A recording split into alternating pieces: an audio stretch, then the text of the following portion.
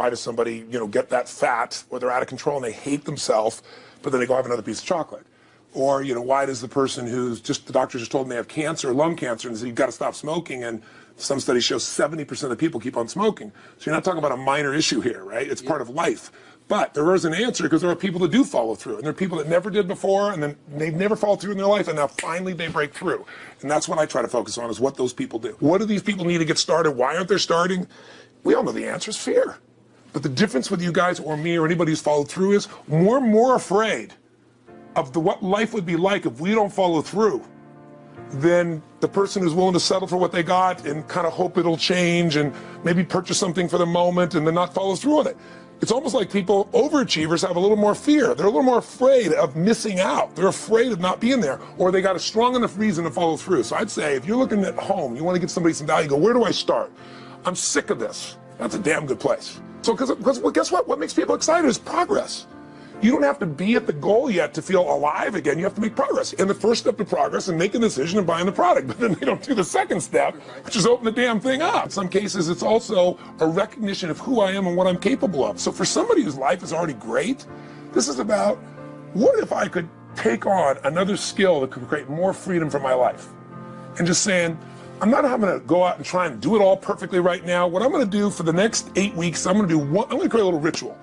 I'm going to do one thing a day to condition my mind, right, so that I get strong, so I follow through. I'm going to read something. I'm going to listen to something. I'm going to immerse myself. I'm going to go for an intense jog, or I'm going to go lift weights, but I'm going to do it consciously to get in a state where I'm going to follow through. That's number one, because people follow through when they're in state. Second, I'm going to get clear about why this is a must for me. It's not because my back's against the wall, but because I want to master an area of life that could create some freedom. I'm not going to master it overnight, but I got the system, I got the plan. I'm going to do one thing a day. I'm going to work on one subject a week. This week's going to be about figuring out what the right product or industry is. Next week's going to be basics of building traffic. And each week I'm going to make a little progress, and I'm going to get to a goal, whatever that is. They told me when I was on stage, I had this audience of about 15,000 people at the Continental Center. It was during a stretch break. I was doing what I loved, rocking the house. Everybody's going crazy. And they go, the stock's worth $400 million right now. I was like, wow, that's cool. It's like, okay, I don't want to sound stupid. It's like, what's next? And I went right back to what I loved. Once you break through, then it just becomes a game. The people that are getting your products have not yet broken through in most cases. The breakthrough happens by conditioning your mind every day, by feeding it a role model or story. It's putting yourself in a peak state where you follow through by getting physically strong. It's creating a little ritual of doing a little bit each day, and then you get momentum. But the most important thing of all is what we started out with. Why? Absolutely. Why is it a must for you? It doesn't have to be you're against the wall, but it has to be something you're hungry for, because the only difference in people is hunger. And if you're not hungry, get around people that are hungry and something will hit you. You watch a conversation, you get around people that are doing better, and all of a sudden you start going, my life sucks. I remember I went to a guy in LA. It's one of the most multi-billionaire guy, I'll never forget. And I lived in the Del Mar Castle, and I was really proud. That was like the symbol of me having taken myself from being poor to providing for my family this great place. It's built from castles in Europe overlooking the ocean, not far from you. And I went to this guy's house. He's a billionaire. He took me down to his wine cellar. I don't even drink wine. Went through this whole thing. At the end of the night, I was depressed. I lived in the Del Mar tenement, as far as I was concerned. I really was. I was like, I live in a crappy place, and all my standards changed. All of a sudden, I wasn't willing to settle for living that. All of a sudden, my back was to the wall in a different way, because as a man, I knew I was capable of more. So people can change their standard by getting around where it's better. People can change their standard by getting associated with what's true, like the bills they got to solve, the problems they got to do it. Or they can do it because they're excited, because it's something new they want to take on. Everyone's different, but they got to find the why, and they got to come up with some daily rituals to get them going, and just do a step at a time. That's where you get momentum. Awesome. That is awesome. So, think about what's the holy grail between somebody taking action or not. It's one word: certainty. When somebody is absolutely certain, the common word is believe, right? But you can believe at a general level, or you can believe with certain. When you're absolutely certain that if I do this, it's going to get that result, and that result's going to change my life, you'll do it. When you think it absolutely is not going to work, you're never going to do it. The middle no man's land of maybe it'll work, maybe it won't, that's the piece that kills people, right? So if it's a must for you, you got to make it work, right? In our case, right? That's an example. it's not a must for you and you're not sure, you don't know what to do. So years ago, I'd look around and say, okay, how do people get themselves to follow through that haven't been following through? What's the difference? And I started interviewing hundreds of people, literally, and eventually thousands, because I had thousands of my events. So I'd ask the group to give me their feedback. And I came up with this model. It's like the holy grail of belief, or the holy grail of momentum. It's like the difference between what makes the rich get richer and the poor get poor, right? And the difference we all know is mindset, but like, how's that built? So this is what I did. I created stupid little 4 little boxes, and I'll scribble it here for you.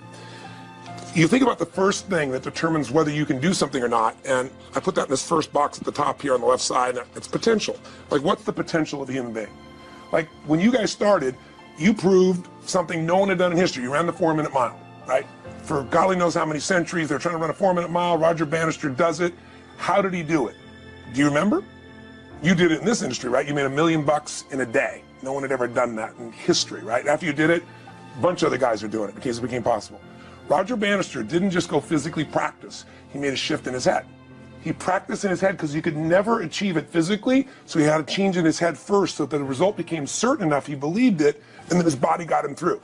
After Roger Bannister ran that 4-minute mile, within 2 years, 37 people ran a 4-minute mile.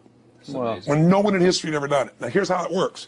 The potential for anybody getting your product is extraordinary. They could do what you've done as much, more or less. They can do whatever they want to do. The potential's there. The market's proven that.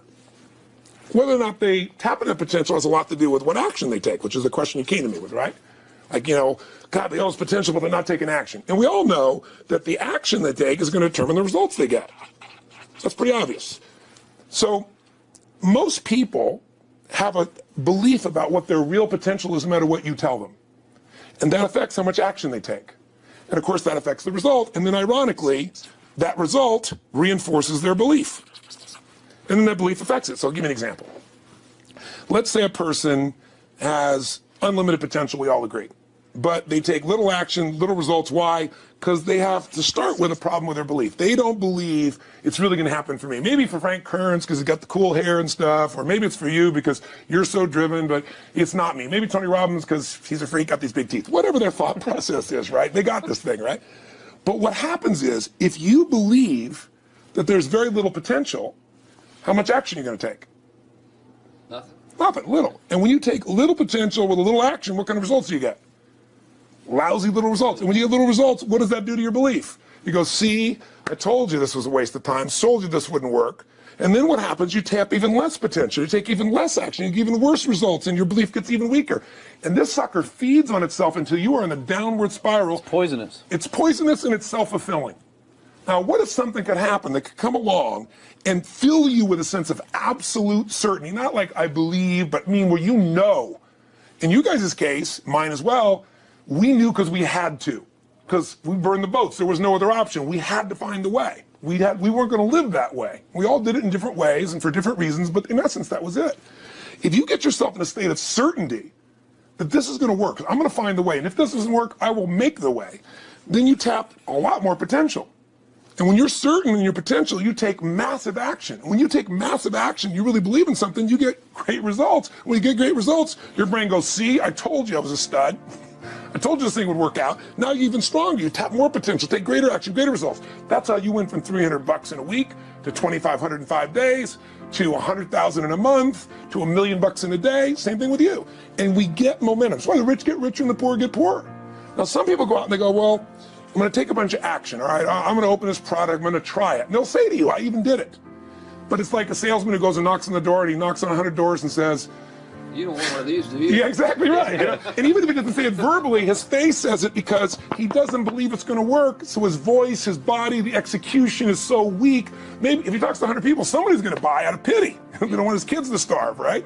But he's not going to get the result. So the core difference in people is, how do you produce certainty when the world isn't giving it to you? You go out and you try, in your case, you're 100,000 in debt, nothing's working. How do you keep yourself going? The way you did it, the way I did it, the way you're doing it, we may not have done it consciously, is we didn't change our potential, that was there. And it wasn't even taking more action. Taking more action with a belief it's not going to work, it's not going to change anything. We got results in our head that made us feel certain as if it had already happened. Now here's the difference. The potential was there the first time, and you took action, and you got a result. But it was 50% less than what you did later on, and the only difference is they changed your belief. How do I change your belief? we didn't work harder on your potential. We didn't take more action. I got you to see the result in advance. I got to see it vividly 2 or 3 times. That's all. Of going further, and then your brain went, oh, I know what to do. Boom, it went there. Isn't that what you did by looking at your cars every single day and envisioning it? I mean, isn't that what you did when you created whatever the vision was? It was $300, $2,500, $1 million in a day. That's what's missing for these people. They're not getting that execution is everything, but it doesn't happen if you don't get the psychology set of a state of total certainty. What is that difference in people? This changes people's certainty. People are uncertain they're going to succeed. They want it, but they're afraid. The best way to deal with a fear is get a big enough reason that makes you have to succeed, or condition yourself where you see it and feel it so often that you're certain that you just do it. That's all it really takes. I'll tell you what, I worked with Andre Agassi in 1993, I think it was. He'd been #1, he dropped to 32nd in the world, and he was literally ready to quit with no exaggeration. His father was managing him, and he was so angry with his life, and he went through some, I think, wrist surgery at the time, and he's working on his swing, and he was dating Brooke Shields at that point. They weren't married, even not his current marriage, obviously. And so she said, you got to come see Tony. She goes, I don't need motivation. He goes, he's not motivation, man. He's strategy. He'll show you how to make that shift in your head. So he comes. I work with a guy. In the beginning, he's saying, do your magic stuff. Like, oh, yeah, great, thank you. And I said, tell me. And you ever hit a tennis ball perfectly? And I'm trying to get him in the zone to remember that time, like you visioned, where he was perfect at it. He goes, of course I have. And I get him vision over and over again. And finally, he's in the zone. He's feeling that again, right? He's seeing it, and he's feeling certain, and the swing is going perfect. And I said, how's that feel? He goes, it feels perfect. I said, but are you thinking about the swing? You're not thinking about the swing. You're not thinking about how to do it. You're just seeing the result you want so vividly that it's there. So all I did was train him how to go in that state over and over again. He won the next weekend. The second weekend he came in second. Within 6 months, he was #1 in the world again. And he gave me unbelievable credit. But all it was conditioning the mind. You did it with tape, so did I. We were just talking about this earlier, Pam and I used to go when I was 17 years old down to downtown Los Angeles, this place called Night Education, K-N-I-G-H-T, like in the night. And I'd save up all my money, work as a janitor, and I would get these tapes and listen to these things over and over and over again. I went there for years, and I didn't have enough money, and I leveraged everything I had, but I knew how to train my mind. It's the one thing I knew how to do. This man's name was Mario. I saw him in his 80s. He obviously knows how my life turned out and was very proud of the role he played in that process. He used to tell people the story. This guy's the real thing. He didn't just start out this way. This is how Tony did it. He listened to these tapes. He conditioned himself, right? This is the real stuff. He passed away a few years ago.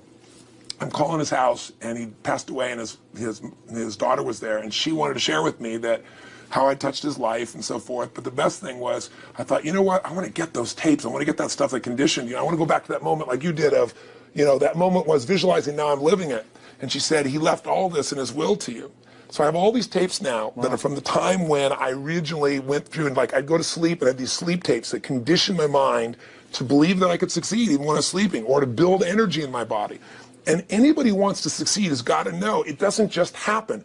You can buy a product, but you also, with that product, have got to condition yourself. You got to make it a must, and you got to get a ritual. And if you do it, whatever you used to dream about you thought was so huge, you'll just live it. You'll live it like you lived this yesterday, like we're all living the life that we envisioned. Because we had to, and because we played this game with our head. We got the belief to be real by seeing it enough times and feel it enough times till our brain believed it, and then it made it happen. Which raised the potential, which made us take more action, which got us better results, which raised our beliefs again. That's right. And then that's why the rich get richer and the poor get poorer. So instead of bitching about it, change it. And this is how you change it. It's like a self-fulfilling prophecy. Completely. It's pretty easy to change. Just that one simple exercise was amazing. I'm still like, holy crap, I wonder what else I can do now. But look what most people do. Most people do the opposite of that, right? They get the product, or they think about doing it, and what do they envision? It not working. That's right. The excuses. So they vision it not working. As soon as they envision it not working, they feel uncertain. As soon as they feel uncertain, how much potential they tap? Little, if anything. And so they send back your product, and they listen to the damn thing. And guess what? What does that do, by the way? They make that as another lousy result in their life. I didn't even follow through on that, and they believe even less. This process is the Holy Grail. It's where the whole game changes, and anybody can do it, and they can do it in a few minutes. And if they do it a few minutes each day, then they get a different life. They do it a few minutes one time, their life changes for the day. We're defined by our rituals.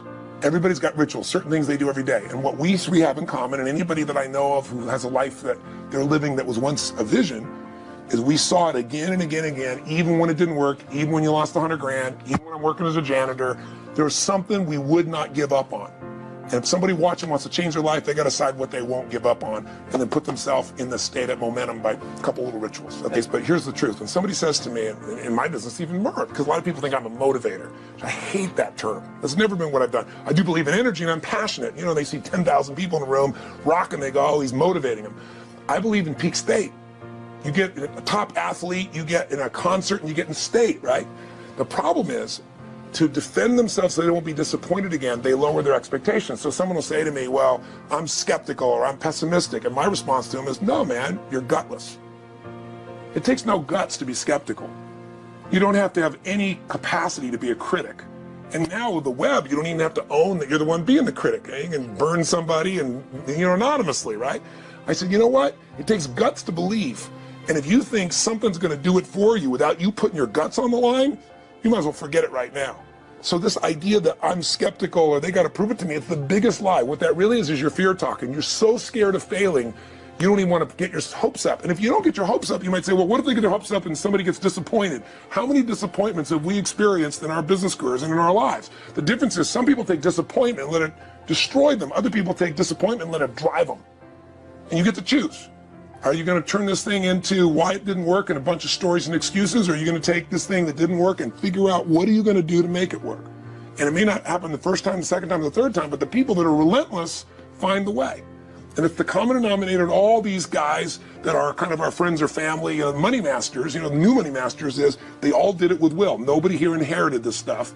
Everybody figured it out. And keep figuring it out. And it's going to keep changing.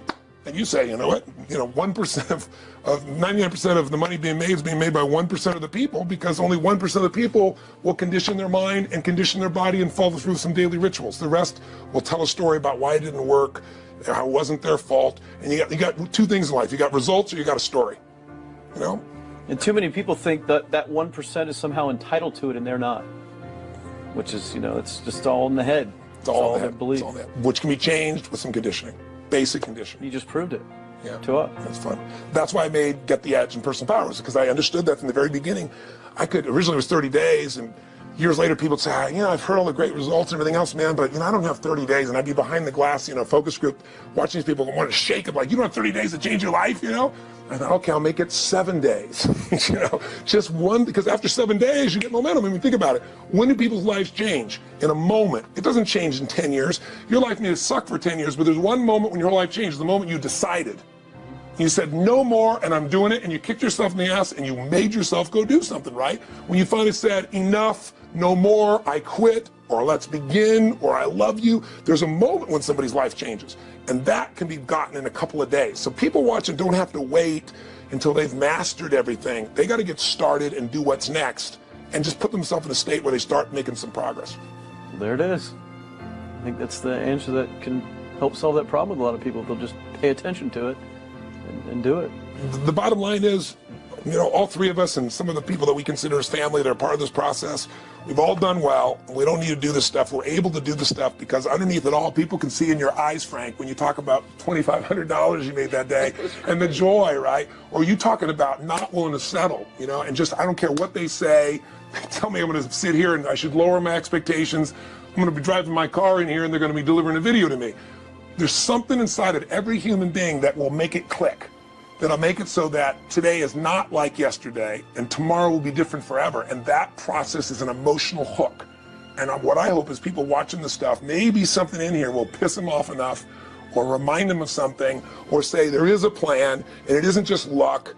And if I just get my big enough why and I get a little system for conditioning myself, and if I start to feel overwhelmed, I just do one next step. And I keep learning and keep moving forward, I will get there. If we accomplish that out of this conversation, then this conversation was kick-ass and fun, not just for us, but it'll be something that we'll be really proud of a long time. Whether that happens or not really has nothing to do with us, but whether or not people take it in as real and do something with it. I hope they will.